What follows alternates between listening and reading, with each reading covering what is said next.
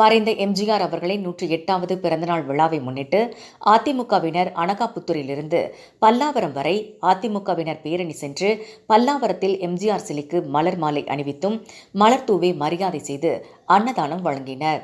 சென்னை அடுத்த பல்லாவரத்தில் மறைந்த முன்னாள் முதல்வர் எம்ஜிஆர் அவர்களின் 108வது பிறந்தநாள் விழா செங்கல்பட்டு மாவட்ட செயலாளர் சிட்லப்பாக்கம் ராஜேந்திரன் தலைமையில் முன்னாள் சட்டமன்ற உறுப்பினரும் மாவட்ட துணை செயலாளருமான ப. தன்சிங் முன்னிலையில் மறைந்த எம்ஜிஆர் அவர்களின் 108வது பிறந்தநாள் விழாவை முன்னிட்டு அவரின் திருவுருவப் படத்திற்கு மலர் தூவி மரியாதை செய்தனர்.